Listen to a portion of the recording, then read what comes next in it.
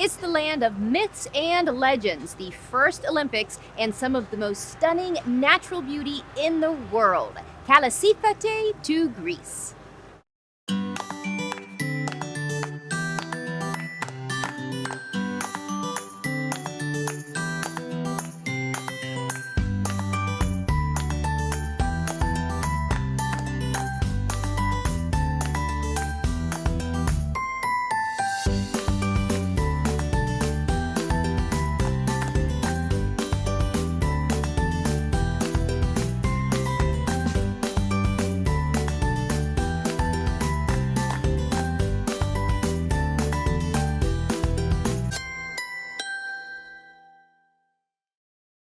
Curious Traveler is made possible by the following. At Regent Seven Seas Cruises, we believe that personal space is essential to the luxury travel experience. With no more than 732 guests, our ships allow you to explore the world and discover the freedom of having space at sea.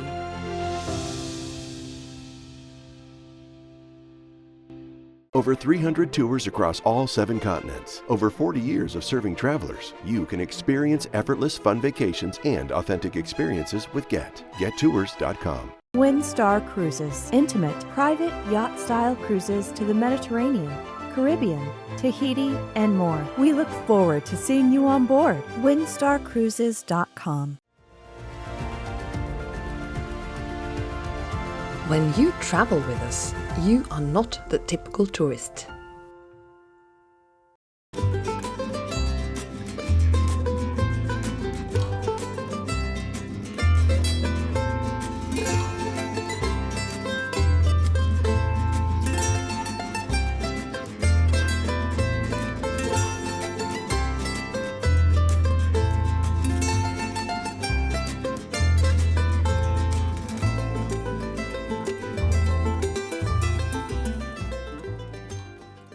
With its crystal blue waters and ancient myths and legends, this Mediterranean country has more than 6,000 islands, and today we are visiting just a few of them.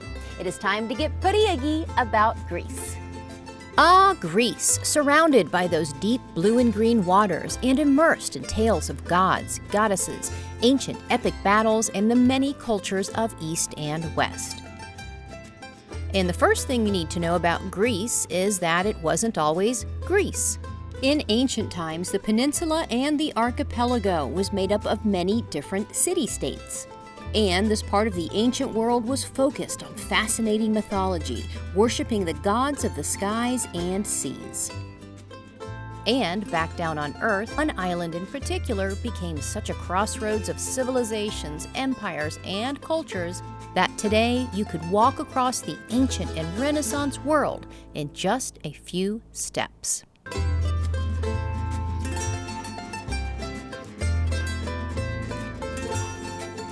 To explore all that curious history, today we are visiting Kefalonia, ancient Olympia, and Chania, Crete.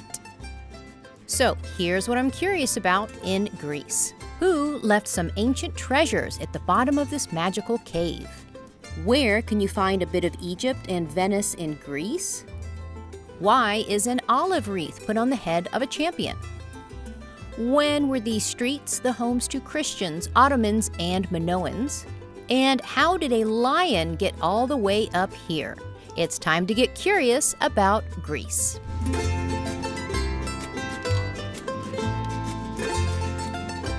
Our first stop in Greece is an island with a curious connection to a lion and some pirates. This is the beautiful island of Kefalonia, and of course, being Greek, there has to be a little bit of a legend to it. It is believed that Kefalonia was named after the mythological character of Kefalos.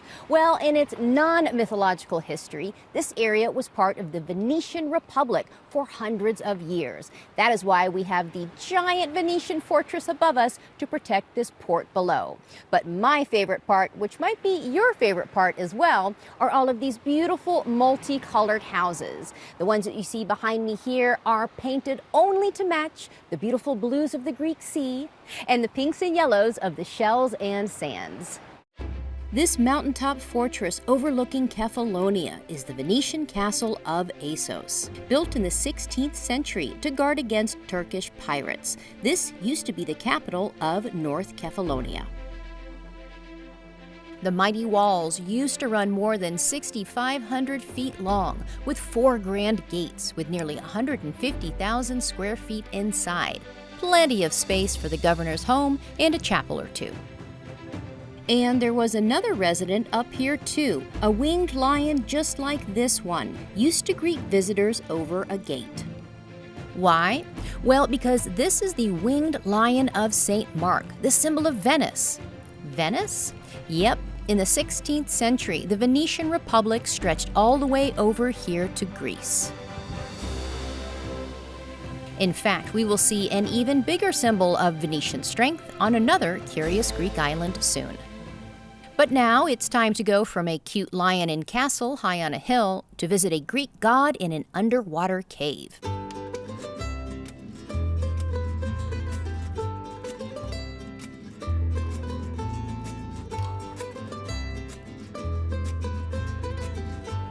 We continue on the island of Kefalonia and travel from Assos to Sami and the village of Karavomelos, where just past those beautiful blue waters, tucked into the hills, is a giant hole in the ground big enough to trip a Greek god. Looks spooky, right? Perfect. Let's investigate. So, we know that Greece is known for its great gods of the sky, but what about some gods of the underworld? No, not Hades or anything sinister or spooky. In fact, the setting for this Greek myth is quite beautiful and rather magical, and it is all about love.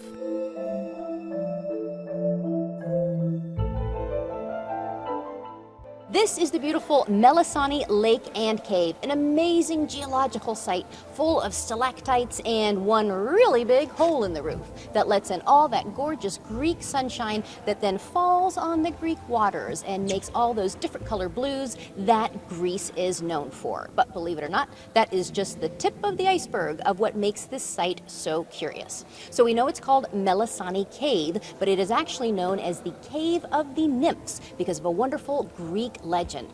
So the story goes that Melissani was in love with the god Pan, but sadly he rejected her. And because Melissani was of a very dramatic nature, sadly she drowned herself here in this lake because of a broken heart.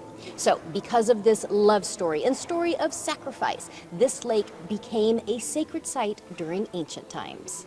And how do we know all this? Well, partly from ancient artifacts that were found here at the bottom of the lake by scientists in the 1950s and 1960s. The ones you see here at the cave entrance are replicas. How did the scientists find the real thing? Well, this roof had to collapse first, which it did naturally, and then this amazing site was revealed. Archaeologists date those artifacts to the 4th and 3rd centuries BC, giving clues that this cave was a sanctuary to the god Pan. Historians believe that ancient, let's just call them fertility rituals, took place right here for years. Clearly, this was a clothing-optional swimming spot. But it's not just the mythology that makes Melissani Cave so magical. Just look at how the sun dances on the surface of these blue-green waters, and then inside the darker section of the cave. This is so beautiful here where you've got the silhouette and then the... Nature's magic continues. The cave is nearly 500 feet long, 200 feet wide, and the lake is 65 to 90 feet deep. The walls were carved and hollowed out over the millennia by a natural process, simply water eroding the rock. And this giant islet in the middle of the cave was formed by the stalactites dripping down from the ceiling. It's easy to see why this place was considered sacred and magical.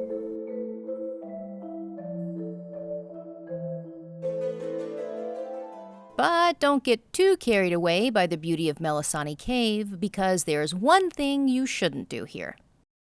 Do you ever go swimming, or have you ever fallen in accidentally?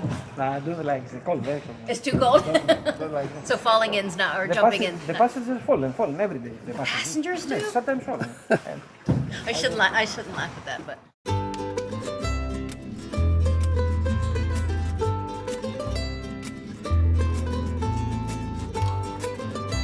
Next, we go from a sacred cave dedicated to the god Pan to a sacred grove dedicated to the god Zeus, which also happens to be a UNESCO World Heritage Site, one of the most important archaeological sites in the world, and contains one of the 7 wonders of the ancient world. This, my friends, is ancient Olympia, where the ancient Olympics began.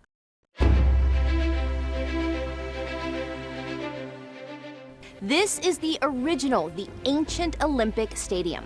Back in 776 BC, during the very first Olympic Games, we had events like wrestling, the discus, and the javelin throw, and of course, the decathlon. And isn't it amazing that all these years later, we still participate in those same events in the modern Olympics? But back to ancient times and the original stadium, you may notice something missing here. There are no stadium seats. The 40,000 spectators would just sit directly on the ground to cheer on the games. You'll also notice a little rectangular area on the opposite side of the stadium. That is where the judges would sit. But then back on this side of the stadium, you see a little pedestal thing there. You would think maybe, oh, that's where the trophies go. But no, that is where the only female who was allowed to observe the games would stand, and that's only because she was the priestess of Demeter. Demeter was the daughter of Zeus and sister of Hercules, and one of the 12 gods of Olympus. As in Mount Olympus, the mythological home to the Greek gods, not to be confused with ancient Olympia, which was named after Mount Olympus and is real. All right, now that we've got that all figured out, let's move on to the how and why the Olympics began in the first place. Well, according to mythology, Hercules founded the games in honor of his father Zeus, but archaeology and history tell us a different story. It is believed that the Olympic Games were created as a sacred truce. The truce was called the Ekaharia, which literally means holding of hands. So, just like today, the games were a way for all nations to gather and at least try to be friends for a little while. But why at this particular spot? Well, at first, just like in Melissani Cave, this natural area, a grove called the Altus, just seemed the perfect spot for a sacred site. It is believed that the Altus was a place of worship to Zeus since the 10th century BCE. Which brings us to one of the 7 wonders of the ancient world. This building behind me is perhaps the most important building here on the Olympia site. This was the Temple of Zeus. Now you can see one column still standing there. There used to be 6 across the short side and 13 along the long side. This made it the largest temple in all of the Peloponnese. Now inside the temple was this massive statue of Zeus. It was nearly 40 feet tall and it took 20 tons of gold to make. This made it one of the 7 wonders of the ancient world. Now, it wasn't just gold, but also ivory, which brings us to a rather curious part of its history. Just at the foot of Zeus was always a little vase full of olive oil, not because he liked to eat pasta, but because the olive oil was good for the ivory. Ah, yes, that sacred Greek olive oil. Olive oil has been used for all sorts of religious rituals and ceremonies, including the ancient Olympics. These urns held olive oil that the athletes used to clean themselves with. No deodorant back in those days. Ever wonder where the Olympic olive wreath comes from? Well, that goes back to Hercules again. Because, according to myth, Hercules planted a sacred olive tree here at Olympia, and then went on to invent the Olympic Games. Of course he did. So, the winners of the Olympic Games were awarded the kotonos, or olive wreath. The wreath was placed on their head like a halo for achieving a godlike status through their physical feats. And by the way, those wreaths were about the only thing Olympians wore, because those Olympians competed in the nude. In fact, the word gymnasium comes from the phrase to train naked. And this was completely normal in the ancient Greek world for all athletes, except for one particular group. So, as we've learned, the original ancient Olympic Games were held in honor of Zeus. But did you know there was an entirely separate set of games that were held in honor of Zeus's wife, Hera? In fact, just behind me here, this is the Temple of Hera, and her games were called the Heraia. And just like the Olympics, there were sporting events and feasting, but guess what? In these games, only women allowed, no boys. Very little is known about the women's games other than the participants were unmarried girls who, unlike the boys, had enough sense to wear tunics. And historians know that the only women's event was a foot race. It is believed that both Hera's games and Zeus's games were held in the same stadium. And fortunately, nearly 3,000 years later, the entrance to that history-making stadium is still here. This set of pedestals behind me served a very curious purpose back in ancient times. If you come a little closer, you can still see the inscriptions here. You can pick out words like Olympia and victor and honor. Well, you know, if you speak ancient Greek like I do.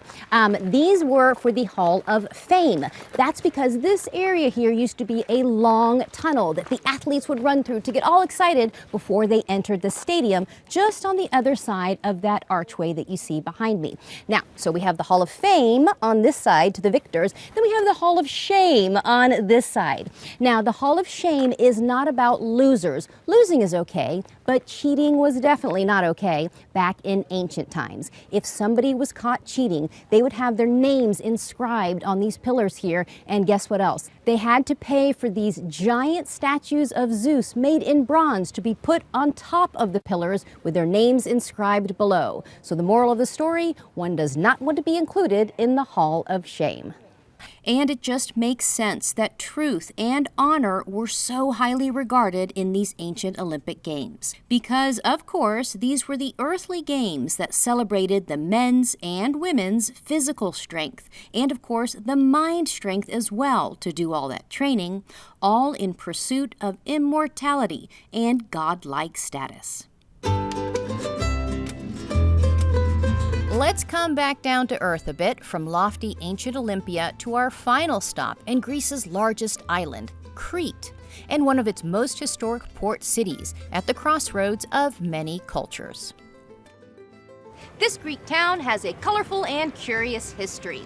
From the Minoans to the ancient Greeks, the ancient Romans, the Byzantines, the Ottomans, the Venetians, and more. During ancient times, it was called Kefalonia, but today it is called Chania. Chania, or Chania, was once the capital of Crete. Today, you can wander its magical winding street plan, bursting with color, its cobbled roads, narrow little passages, and tempting shops and cafes where you can experience Chania's multicultural history. And one curiously tall nightlight. This is the famous Chania Lighthouse, one of the oldest lighthouses in the world. Some people call it the Venetian Lighthouse, other people call it the Egyptian Lighthouse. And guess what? They are both right. That's because the base is Venetian and the tower, or the obelisk, is Egyptian. It was built in the 16th century when this used to be a very important Venetian port. And today it stands as the jewel of Chania. Circling from the port, you enter this picturesque labyrinth of streets, and you also enter Chania's Old Town, or Palia Poli, which once contained the different quarters of Chania, including the Turkish quarter, the Jewish quarter, and the Christian quarter. This Old Town street plan is medieval, some sections even ancient, so you are walking along paths that are centuries old.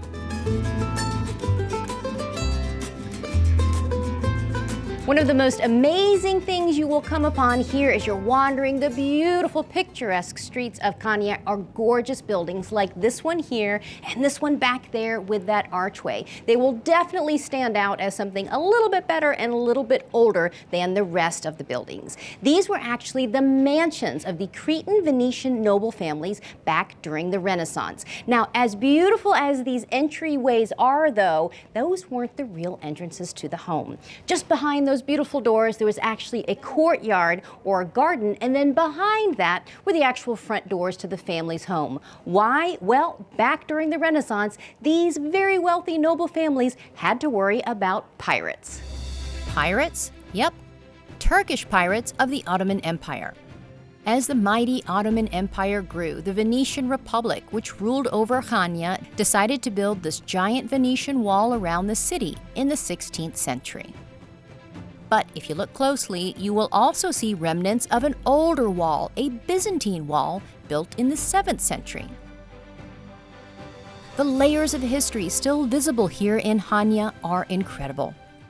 In fact, if you're ready for some truly ancient history, that also is just around the corner.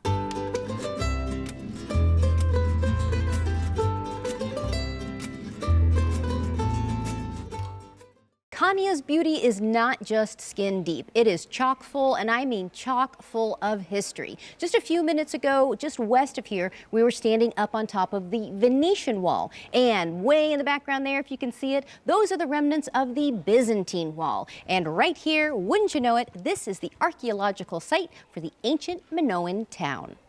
This incredible site here on Castelli Hill, which people just casually parallel park in front of, covers 5,000 years of history. These buildings showed archaeologists that Chania was one of the wealthiest and most powerful Minoan civilizations in Crete. What is amazing is that you can easily make out the outlines of the homes, the streets, and even the interior walls and rooms. Can you see the town water well here? And this room, maybe a bedroom? Dozens of wonderful artifacts, including jewelry, pottery, and even the remains of some peas, someone's supper, have all been found here. Those are carefully preserved in a museum, but this site is open for all to see. To learn more on the history of curious Chania, we climb the Firkus Fortress and its tower where the Greek flag flies to chat with our pal and local guide, Maria Latinaki. We've got Minoan, ancient Greek, ancient Roman, Byzantine, Ottoman, Venetian, it goes on and on and on. Chania is like the crossroads of civilizations in the Mediterranean Sea and Crete in general. Everybody would pass through the island to go anywhere else in the what was known world back then. So it all starts from the hill we're standing in front of. It's a gold hill, and that's where the first city was built in just a little bit after 3000 BC. Oh, wow. Yes, just yesterday. Yes, just yesterday. And since then, we have 5,000 years of people continuously living here. Oh, wow. From the hill expanding outwards to the modern city of Chania today. And fortunately, all those different empires, nations, and cultures left little souvenirs of sorts to put their stamp on Chania. The thing I love about your beautiful town is as you walk along, you see a mosque, but then you see a church, and then you see something Egyptian, and then you see something Venetian. It's like a melting pot of the Mediterranean. It is. That's what I love about it as well. You will find marks of any civilization that passed from the Mediterranean here in Chania. The Venetians left their marks everywhere with the beautiful buildings and walls and harbor. So, the Venetians ruled for 400 years, from the 13th through the 17th centuries. Then the Ottomans ruled from the 17th through the 19th centuries. And then, after a period of independence, Crete joins Greece only very recently, in the early 20th century. Which is why you see the Greek flag proudly flying above the Firkus Fortress today. Yet another chapter in Chania's curious and oh-so-colorful history.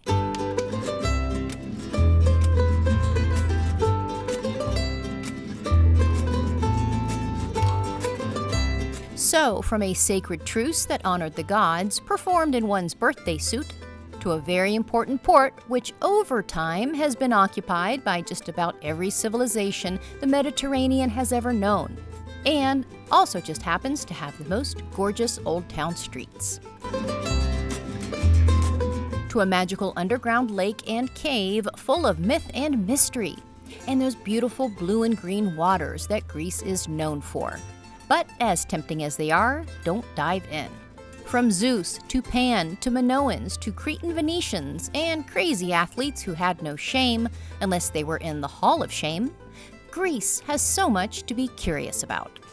Thank you for joining us on our educational journey, and hopefully now you're even more curious about the who, what, where, why, when, and hows of the beautiful Greek islands. As they say here in Greece, Yassas and Kalidihi.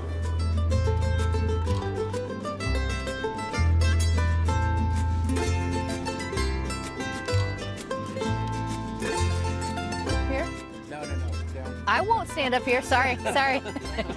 No, sorry, I didn't say that. I meant down here. All right. He just goes, no. All right.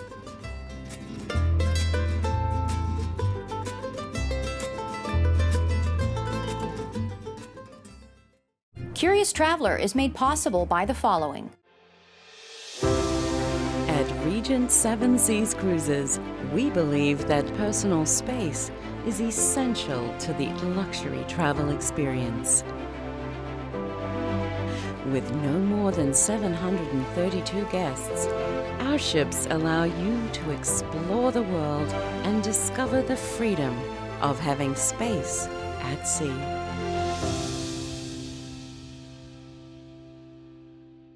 Over 300 tours across all 7 continents. Over 40 years of serving travelers. You can experience effortless fun vacations and authentic experiences with Get. GetTours.com. Windstar Cruises. Intimate, private, yacht-style cruises to the Mediterranean, Caribbean, Tahiti, and more. We look forward to seeing you on board. WindstarCruises.com. When you travel with us, you are not the typical tourist. And closed captioning provided by Tap Air Portugal. Still curious? Go to CuriousTravelerTV.com and follow us on Facebook at Curious Traveler TV, on Twitter at Curious Trav TV, and on Instagram at Curious Traveler TV.